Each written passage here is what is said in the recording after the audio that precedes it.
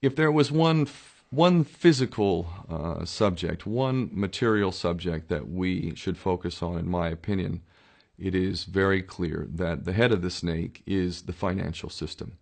We can argue till the end of time about who runs the world. Is it the Jesuits? Is it the reptilians? Is it the Illuminati? Is it the Freemasons? We can go on and on and on and on about this.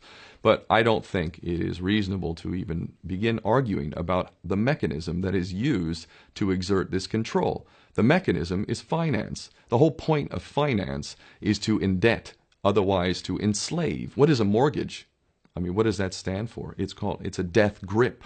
So when you get a mortgage, you have a death grip held over you because you are in debt. You don't even own the house. The bank owns the house that loans you the money to buy the house, unless you're fortunate enough to have all the money to buy it outright. And even then, you can be taxed by the government, and if you fail to keep up with those taxes, the government can then take it from you. The whole system is based on a financial fraud which effectively takes the power that we have and it gives it to a tiny group of individuals who are running the world through the control of finance. With the infinite supply of money that we have allowed them to take, they have literally an infinite supply of money, and with that money, and from their psychopathic point of view, they have bought everything and everyone who can be bought. So those of us who cannot be bought, because we operate on a level that goes way beyond the material, we are not rewarded for such behavior. We are punished for such behavior. And the most slovenly, disgustingly criminal, pedophilia, corrupt moral individuals, those are the ones that are rewarded in this system, which is upside down.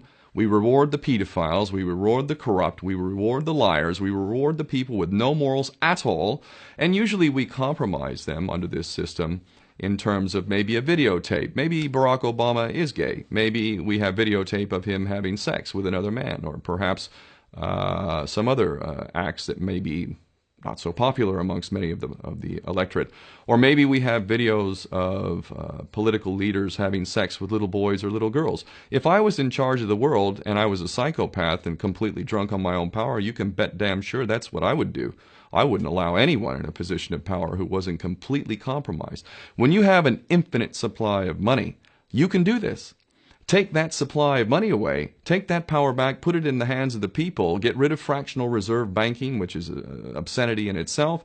Listen to the lessons of Jesus Christ. If you're a Christian who got really pissed off when he went to the temple and he saw what the money changers were doing, let's take back control of the issuance of money, and not just on a national level. I'm happy to see in Denmark that you have your own currency, you don't have the euro, but on every country's level, they should be issuing their own currency in a transparent, non-usury based way in which it really, truly benefits the people. And in that way, we can literally free ourselves of the banking debt which is drowning us all, and we can stop scrambling for the crumbs from the table of these filthy rich psychopaths and live in a state of abundance just by changing this one thing. And I'm not just talking about abundance for Western nations who have an artificially inflated value with their currencies. We all in the West are guilty of having that reward while the rest of the world is sucking on it. Every nation in the world can use a sensible financial policy to liberate themselves, to have world-class education, infrastructure. Everything that a healthy society would require can be had in the worst, most corrupt African country, in any part of the world. We can all have that if we simply change that one thing. John F. Kennedy did that about 6 months before he was taken out. He issued United States notes as opposed to Federal Reserve notes.